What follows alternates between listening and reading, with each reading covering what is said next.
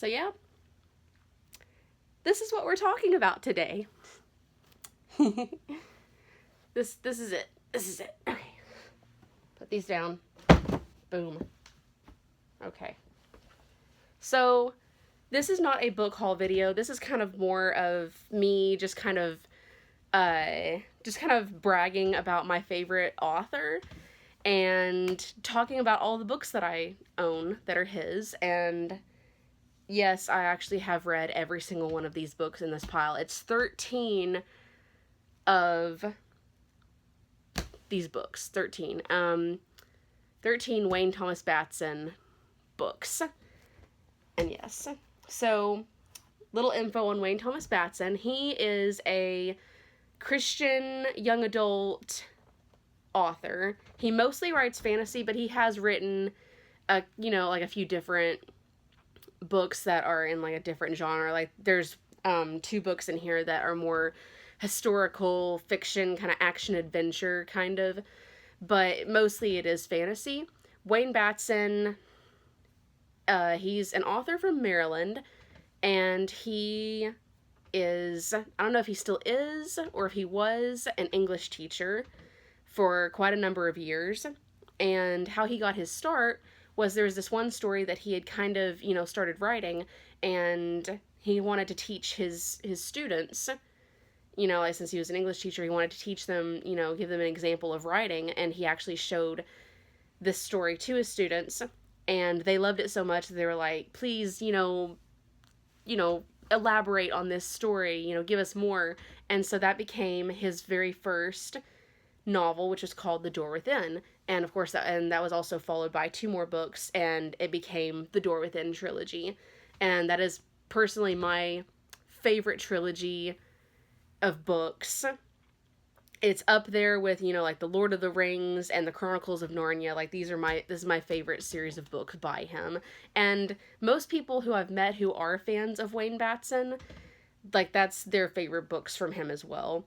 And yeah, I wish that a lot more people knew about him. He doesn't seem like he's that as well known as other authors, because he is kind of like a Christian young adult fantasy author, and that's kind of sad that like not a lot of people know about him, and I think they should, because he is amazing.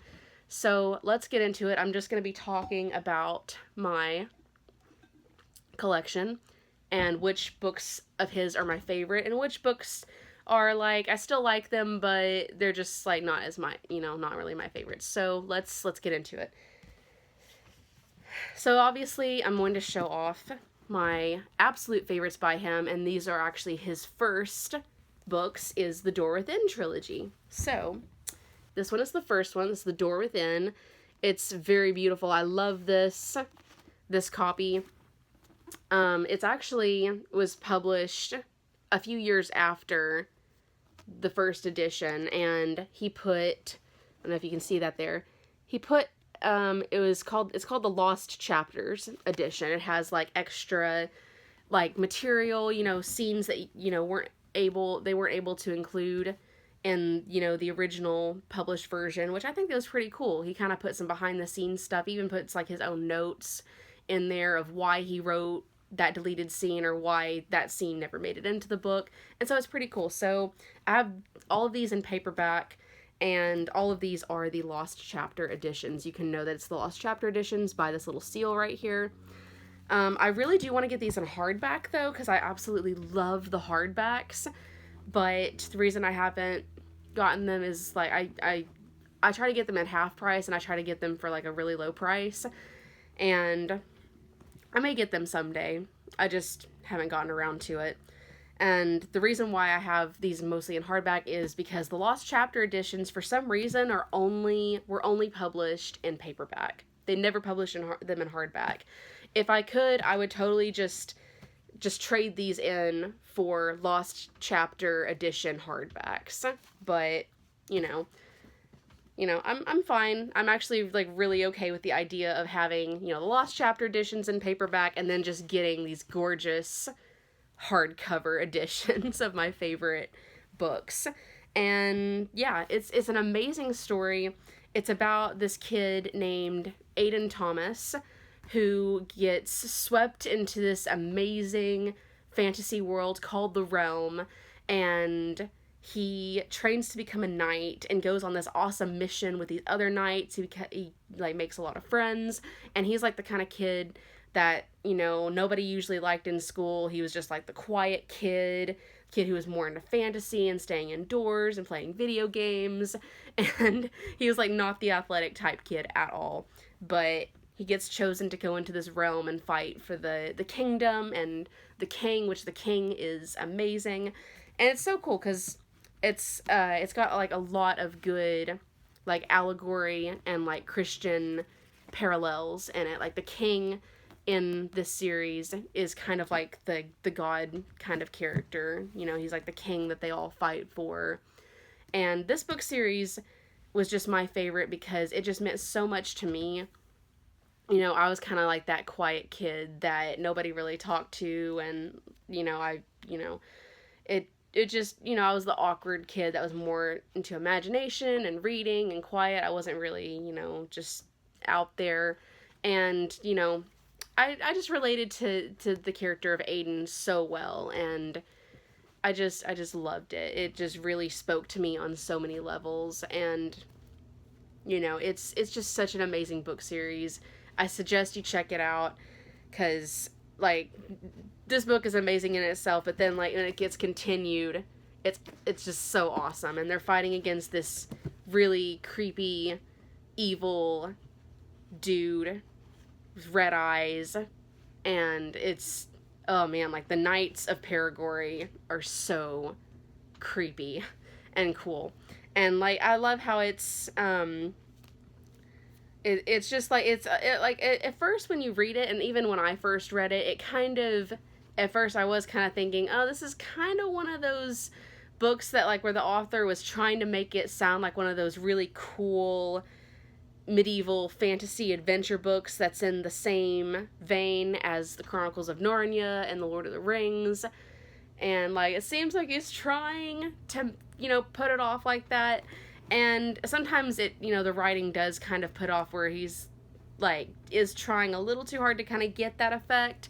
But thankfully, like, there is a lot of originality in these books where, you know, yeah, you'll notice that, but really it's just, it's really good though. And yes, it actually is very much in the same vein of Lord of the Rings and Chronicles of Narnia. Like, I think I thought of the Lord of the Rings so much when I was reading this.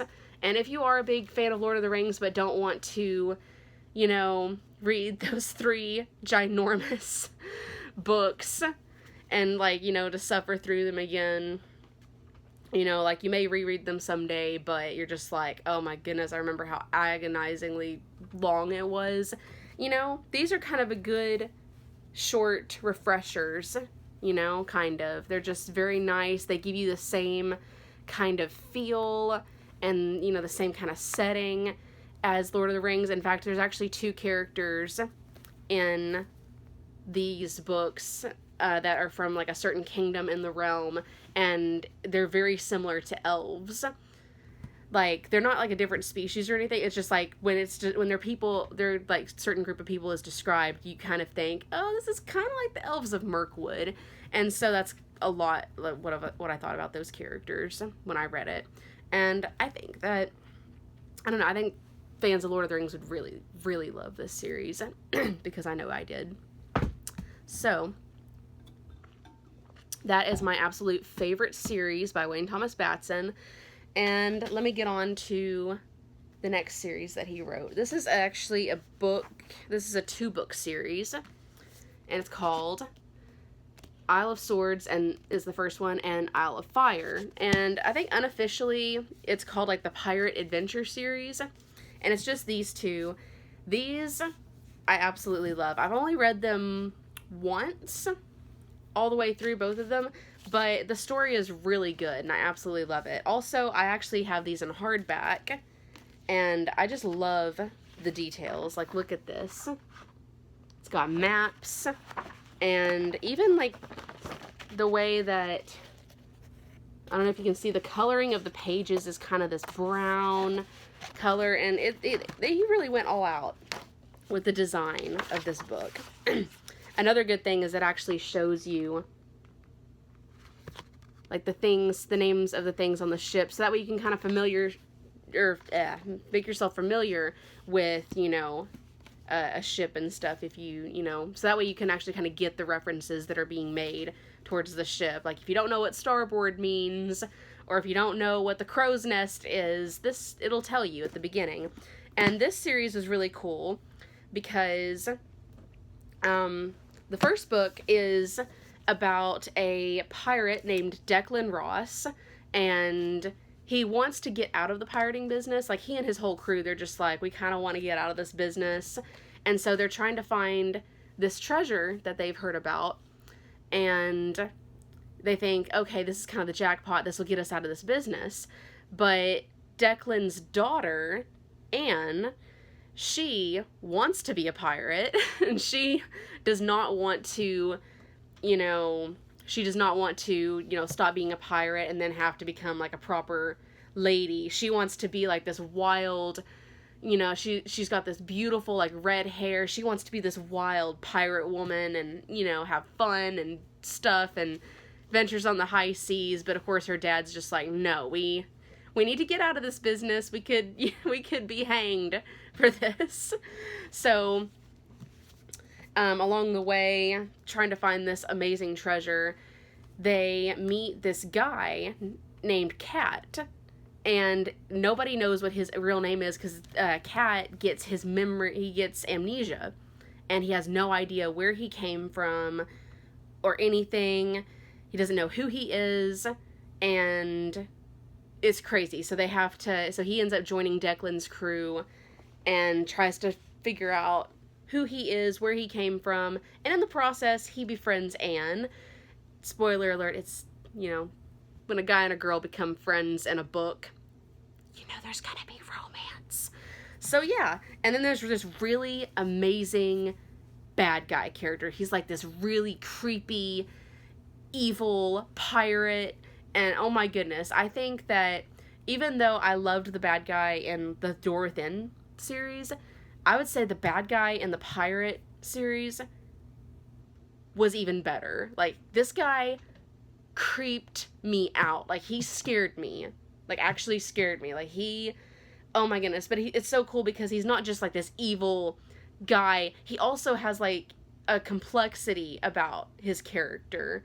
And it actually goes into his weaknesses and talks about, you know, like he actually does have feelings, but he chooses not to give in to them. And it's, oh my goodness, he is such a good bad guy. And I don't know why I can't remember his name right now, but hold up. Yes, that's right. I knew one of his names. Okay, so it's Bartholomew Thorn. I know that, I don't know.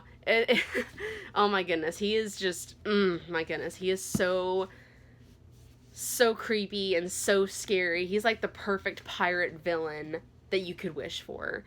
And then, of course, Isle of Fire just kind of continues their story, introduces new characters and new allies, and it's awesome. So yeah, that has to be probably my second favorite series by Wayne Batson. Moving on, we have, if I can hold them up like this, boom. This is the Burenfell Prophecies series. And I do not have them in hardback, unfortunately. That would be kind of cool. But I do have them in these beautiful, kind of nice, large paperbacks. And yeah, this is what, this is the first one. It's called The Curse of the Spider King. And Wayne Batson actually co-wrote this with another Christian fantasy author named Christopher Hopper. And it's a really good series, too. I will say, when I read it, I was kind of trying to figure out maybe which parts were written by Wayne and which parts were written by Christopher Hopper. And if you do read some of Wayne's some of Wayne's other books before you read this, you will be able to kind of find and pick out different parts that you could tell were written by him. And if you aren't familiar with, Christopher Hopper's work like I am, like, you might be able to distinguish, who, like, what his writing was. I don't know. But, like, other than that, like, I think it did seamlessly come together, though. Like, there were times where I wasn't able to distinguish which one was Wayne and which one was possibly Christopher Hopper. But, I mean, even though I haven't read any Christopher Hopper's books other than these, I think I might give him a shot. Like, I know of some of his other books that I've thought about reading. I just forgot, and I never got around to it. So I may actually go and try to find some of his books and read them. So yeah, quick summary. The Burnfell Prophecies is about, there's like, it's based in the real world, it's based in the modern world, but there's this other world, this other dimension that's connected to ours, and it's called Burnfell. And the legend has it that, and like what happens in the story is that there's like these 7 different elven lords that have to hide their children in our world in order to protect them from this great evil, which in this case, in the first book, is the Spider King. And so they're all sent into our world, and since they're elves, obviously, you know, they have like the pointy ears, but in order to hide them, the tips of their ears were actually cut off, so that way they could kind of look, you know, somewhat more human. And so they grow up not knowing who they are, that they're elves, or that they have these special powers, and they're sent away. And when they all turn 13, that's when their powers start to come, you know, kind of come in, and they realize, oh, you know, and they begin to realize who they are. And so that's kind of what the first book is about, is them like realizing their powers and coming together and realizing they have to go back to Burnfell and save everyone from the Spider King. And that's where the next book picks up, is Venom and Song, and that's where they do battle against the Spider King. And I'm not going to spoil it or anything, but then like it goes into the Tide of Unmaking, which this one is the longest book in the series. It's like 500 pages, but it's pretty cool because it actually shows the elf lords when they're grown up. So I think like there's like about a 7-year gap between the second book and the third book. So like the kids, like they're all grown up, they're like 20, 21 or something like that. So yeah, it was a pretty good series. I would say that there were some things where I kind of thought that, okay, maybe they could have not included this. They probably could have, you know, edited some things and maybe tightened this up or that. I don't know. But I mean, it was still pretty solid. I would definitely read it again, because it did have, you know, good story to it. I enjoyed it. But I wouldn't say that it's my favorite by Wayne Batson, though. And, you know, obviously I can't really judge Christopher Hopper's writing because I actually haven't read an actual book that was just written by him. But I would say it was still a pretty solid series, and I liked it because, I mean, it's got elves and magic and cool stuff in it. It's even got romance. So yeah, and it's got everything that you could want. I would definitely say if you're a Lord of the Rings fan, definitely check out these books, but not before you check out The Door Within first. But yeah, moving on. So this is the Wayne Batson kind of writes a lot of trilogies, I've noticed. And this next one is his latest trilogy. I say latest, but it was like the third book came out like actually a few years ago. So yeah, I think it was 2016. Yeah, it's 2016. But this is technically his most recent excuse me, trilogy, and it's called Dreamtreaders. Now these are actually pretty cool. Like the idea of these books is pretty cool. So, like, there's the first one. I absolutely love his cover designs. I think he did such a good job with designing the covers on these. So, Dreamtreaders, just to give a quick summary, is about this kid, and his name is Archer. That's right, Archer Keaton. It's been a while since I've read these. I read Dreamtreaders first, and then I had to wait until Search for the Shadow Key came out, and then I immediately bought it, and then read it, and then when the last book came out, it was War on the Waking World, I immediately bought it, and then read it, and then, and that was it. So I haven't read these books since, like, 2016, so, that's why I can't remember their names, the characters' names, but, so Archer, it's about a kid named Archer who has, like, this unique power where he can go into dreams. Like, when he falls asleep in dreams, he can actually, like, walk around this dream world and actually, like, have an effect on what's going on. And he kind of has to do battle with, like, this evil forces that are trying to, like, come into the dreams and, like, hurt other people. And so it's a pretty cool story, because then also, like, the things that happen in the dream world are also affecting what's happening in the real world, and there's, like, all these different bad guys, and, like, there's these bad guys that he meets in, like, the dream world, but he can't know for sure who they are in the real world, and stuff like that, and they're in, like, the real world, the waking world, he's, you know, having problems with one of his best friends, like, he's, like, only one of 3 people, I believe, who gets chosen to be a Dreamtreader, so to speak. And they're, like, kind of these guardians of the dream world. And so he's one of 3. And in the waking world, he kind of has a falling out with one of his friends who, like, she really wanted to be a Dreamtreader as well, or learn how to, you know, go into a dream and actually kind of have control like he does. But he tells her, like, listen, you know, since you're not a Dreamtreader, you're not allowed to do this. You can't do this. And so that kind of causes a falling out between them, because, you know, now she's, like, really mad at him, because she's like, I want to do it, you know, I want to Dreamtread as well, but he, you know, since she can't, it, like, kind of causes a rift between them.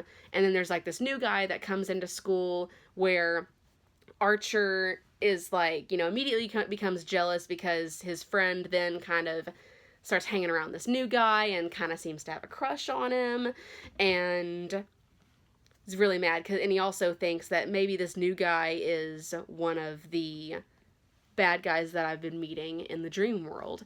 So yeah, there's that.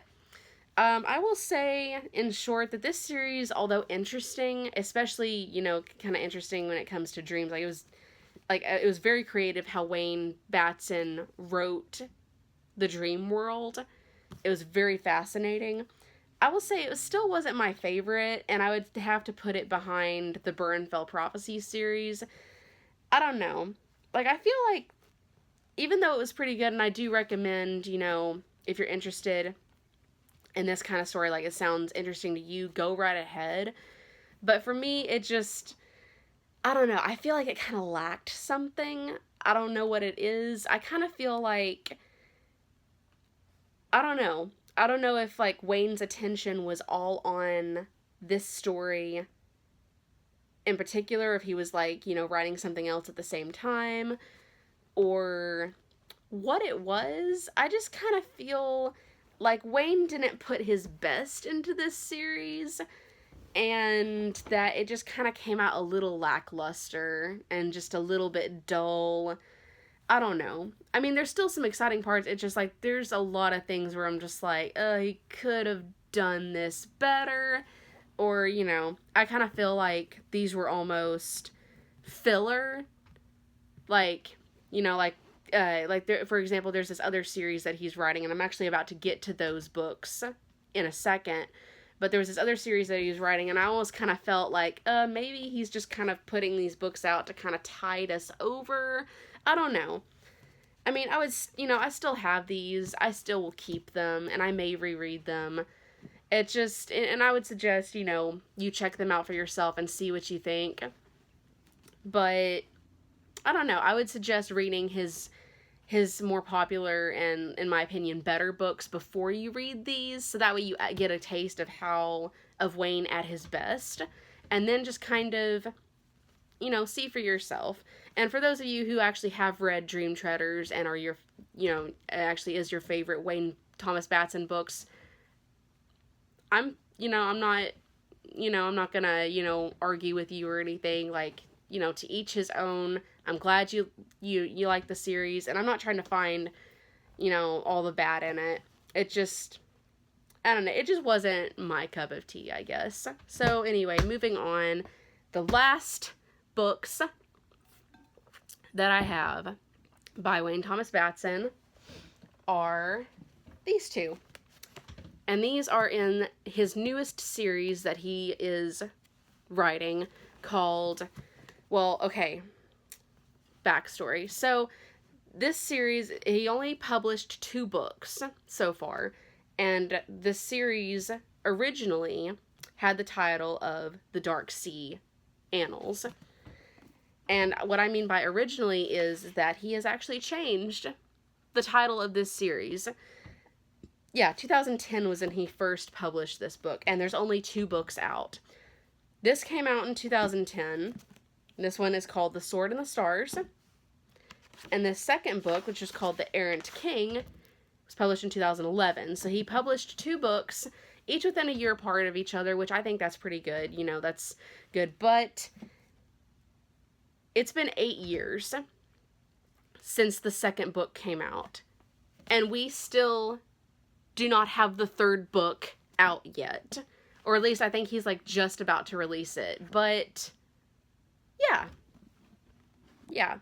So I'm going to do a little bit of a rant real fast. And I don't mean to like rant on him, because I have no idea what Wayne is going through. I know that I understand that he has deadlines. I understand that he has, you know, he even probably has like personal issues that he's dealing with, or, you know, just all these struggles and pressures. I understand that. But allow me to rant real fast, and kind of as a message to him, like this is kind of a message to the author by a genuine fan. This is just kind of the vibe that I'm getting, and I don't know if it's true or not. This is just kind of what I see. So, let me actually talk about these books first, because it's actually a pretty good story. So, from what I understand, when I first got into these books, it was understood that he was going to publish 7 of them, and I think he still is.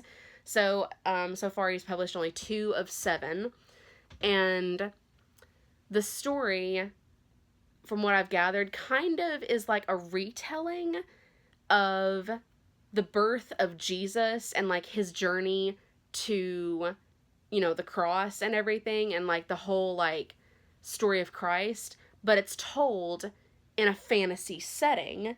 And I was very fascinated by this. I really wanted to see, okay, this is interesting. Like I kind of want to see how he portrays this and everything. And so like obviously in this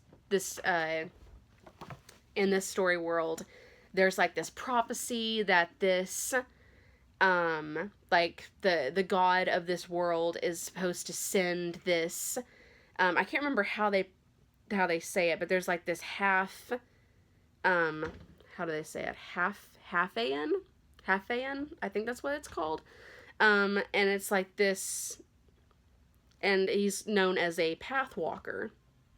Sorry, it's been a while since I've read these books. I've only read these books once all the way through, so the story is very kind of hazy on me.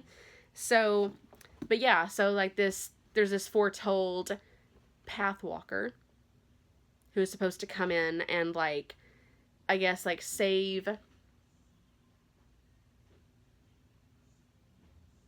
what is going on? Hold on.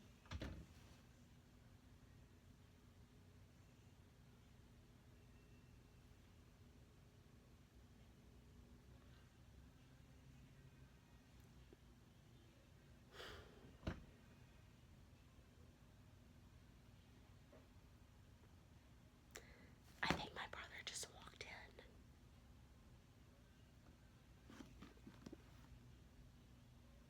well, you know what? I'm not going to let him bother me. So I try to record these when no one else is here. But you know what? You know what? I'm still going to do it because this is the last books that I'm getting to, and I'm going to finish it. So there. So, anyway, there's like this messiah kind of character that's supposed to come and save this fantasy realm, and the main character of the first book, his name is Alistair Coldhollow. He's this very rough kind of assassin kind of guy, but he's like kind of left that life behind, and he doesn't want to live like that anymore. He kind of lives for, he kind of lives for God now. I can't remember what the God character is called, but yeah. But anyway, he he follows God, and he really wants to, see the Pathfinder, this Messiah, come in and save everyone, because he knows that he's supposed to, kind of wipe away the sins of the past, of everyone's past. And it was really cool. I think the world was very well written.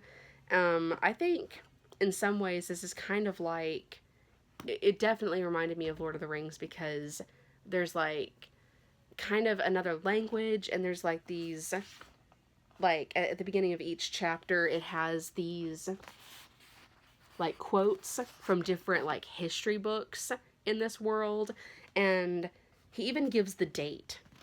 He'll even give the date of like when something happens, of what's going on. And so like Wayne Batson, like he went all out on this. He wrote, like some histories, some like backstories on this world. He came up with his own calendar for this world. Like, he went all out, and he really did a pretty good job with these first two books. Although I will say the second book was extremely long, but I got through it, and I thought the stories were pretty solid in both of them. And yeah, it's really cool. And then the bad guy is pretty good in it too. The bad guy is actually like the evil twin of the king of like the main kingdom that the story is set in. And he like really wanted to be the king, but obviously he was born after his older twin brother. And what's even sadder is that he even lost his true love to his older brother, because yeah. And so like he's a bad guy that you can really sympathize with, but at the same time you're like so horrified by the terrible things that he does, and it's just wow. So yeah, he's one of my favorite bad guys. I would say he's up there with like he's up there with the other two bad guys, like the bad guy from The Door Within and the bad guy from the Pirate Adventures. Definitely up there.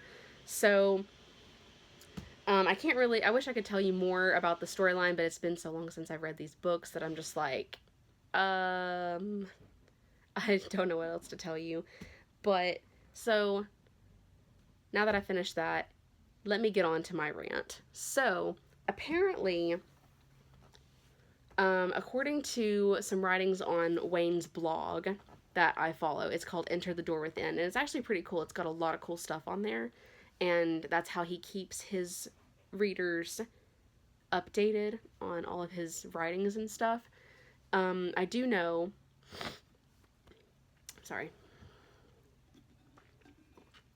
for a fact that he,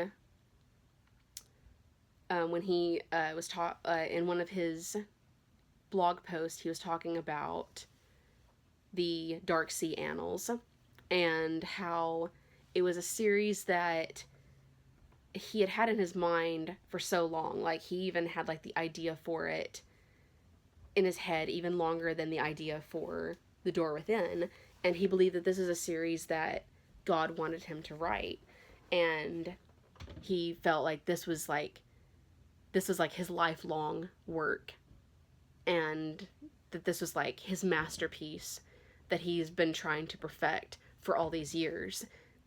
And like when I read that, I was like, okay, wow, like this is amazing. And after hearing that, I can totally understand why he seems to be having so much problems getting this series out, because like, you know, you feel like it's your life's work. It's your masterpiece. Like nothing could ever top it, you know? But I feel like because he's kind of labeled it as that, as like his ultimate life's work, or maybe not ultimate, but like as his, you know, one of his key life's work, I feel like I feel like that's kind of hindered him from doing his best on this series and getting it out as, you know, as quickly. I don't know. I just kind of feel like he hasn't done his best with this series. Well, I mean, the writing is really good in the first two, and then like he's just kind of procrastinated on the other books, and then come to find out that he wrote on his blog like, hey, I'm re-editing and expanding the first two books in the series and re-releasing them, and I'm renaming the series. It's now called the Myridian Constellation series now. It's no longer called the Dark Sea Annals. So now technically these two books that I've taken the time to read are no longer relevant. Yeah. And these are actually the originals that he first published under the Dark Sea Annals. So now these are no longer relevant at all. And also, come to find out, I'm going to have to rebuy and reread the first two books. I mean, I figured now I'm gonna already have to reread them anyway, but yeah, I have to rebuy and reread them under this new title. Thankfully, I don't think he's changing the titles of the books themselves. He just renamed the title of the series. But there was nothing wrong with the first two books. I don't know if maybe he felt like, oh man, this just isn't good enough. This is my masterpiece. This is supposed to be my life's work. Maybe I have to make it better and better. I kind of feel like he was trying to go all George Lucas on it. Now let me explain what that means. So whenever George Lucas started making the prequel films to Star Wars, around that same time, he went back, took the original cuts of all three Star Wars movies, and he added in different things. Like, yeah, he kind of sharpened the picture up and made the picture better and, you know, like, kind of enhanced some things.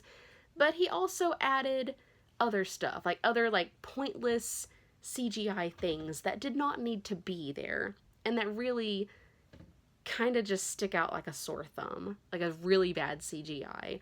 And that's kind of what I feel like Wayne Batson is doing. He's just like, oh, I gotta make it better, and so I'm just gonna re-edit this, and I don't know. I honestly don't think that that's really his heart behind it, but that's kind of how it comes off to me, finding out that he's like he's re-edited them and, you know, renamed them, and I'm just like, dude, when you were doing The Door Within, you weren't worried about, you know, going back and having to re-edit them to make them perfect. You know, the imperfections that are there make them masterpieces.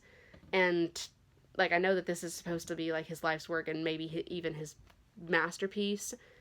Like, I feel like that's what is going to make The Door Within all the more better than these books. Because even though this is, like, the story that he's always wanted to tell, I feel like this isn't going to be the best story. I feel like this series isn't going to be the best.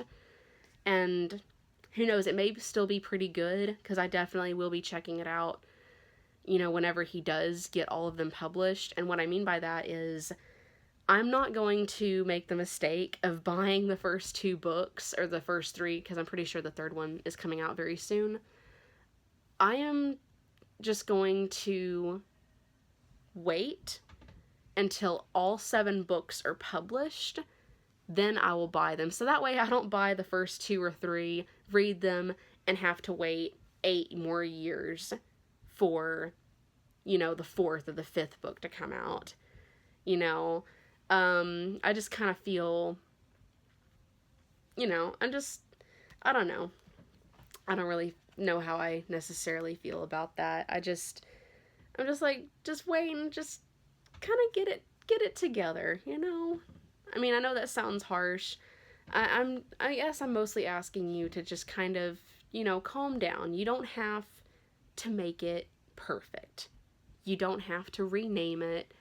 You don't have to re-edit it until it's perfect, because trust me, if you're going to become a perfectionist and try to make it perfect and even better, and I know what it's like being a perfectionist, because I kind of still am. Sometimes I'm just like, oh, I have to make this right. It just a little tweak and it's going to make it better. Don't. Just don't. Just trust me on this. It does not all have to be perfect. It really doesn't. Just maybe just like kind of just take a breather for a little bit, and then come back and look at the series. You know, it's gonna be okay. Trust me, it's gonna be okay. I don't mean to sound too mad or anything, but I just want to say, you know, I apologize if some of what I said was harsh. I'm just, you know, hoping that, you know, from the eyes of a fan, you'll understand where we're coming from. And, you know, I hope you know that I actually will be reading that series. I can't wait to see what changes you did make. And, you know, I can't wait to see how this series goes. I hope it goes really well, and I bet it's going to be amazing. And, yeah. Also, just let you know, I am still going to keep these first 2 editions, because who knows, they may be worth some money someday, because they're under the original title. And not just that, but I bought this on Amazon and didn't know this, but it turns out it was signed by you. So yeah, it says Seek the Star Maker, and signed by you. And that just made it even more special to me when I read it, when I got it. So obviously I'm never giving this copy up, ever. But I will buy the new editions, you know, obviously. I can't have, you know, mismatched editions on my shelf anyway. But, you know, I'm excited to see what you do with it. And I just pray that you don't go too far in trying to perfect this, because you may feel like it's your life's work, but trust me, you're going to have other books that are going to come out that may be even better. And who knows? And I know that, who knows, you may not like Still Living in the Shadow of your first 3 books, but I will, and I'm not going to say that, you know, you'll never write anything better than The Door Within. I'm not saying that. But I just want you to just take in the simplicity and, even the imperfections that are in the Door Within trilogy. Those are still my favorites, because you didn't try to go all perfectionist on them. You know, and hey, you could have just done lost chapter editions of these. I would have been fine with that. But, you know, to each his own, and I just really hope and pray that, you know, that God really helps you in writing the last 5, well, actually, I guess 6, not 6, the last 4 books of the Myridian Constellation, and I also pray that you release them very quickly. So, I know this video has been very long. I just wanted to show you guys my Wayne Thomas Batson collection, kind of brag about him, and even, you know, just kind of list some complaints. But, you know, I just hope you enjoyed this video. So yeah, I will be back again very soon with more. Bye.